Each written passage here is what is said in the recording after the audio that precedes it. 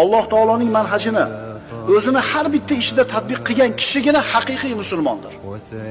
Ukalar, kiyim kiyayotganinglarda, yurishinglarda, mashina minishinglarda islomni tatbiq qilyapsizlarmi? Masalan, zo'r bola eshitamiz, ruhoniyatimiz oliy bo'ladi, yaxshi masala bo'ldi deymiz, mashinaga o'tirganimizda u boshqa odam edi.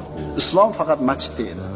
U uchun payg'ambarimiz aytdilar, kim la ilaha illalloh kalimasini haqqi bilan aytsa jannatga kiradi. Sahobalar uni haqqi nima deyishdi?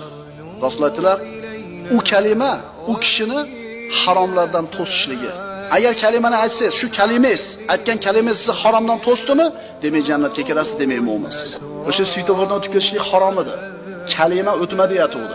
Siz o'tib ketdingiz, kalimaga xilof qildingiz. O'sha peshobga yo'l berish kerak edi, o'tib ketdingiz. Kalima sizga to'xta deyatuvdi. Tijoratingizda o'sha yolg'onni gapirma deyatuvdi kalima. Demak haqqini ado qilmadi.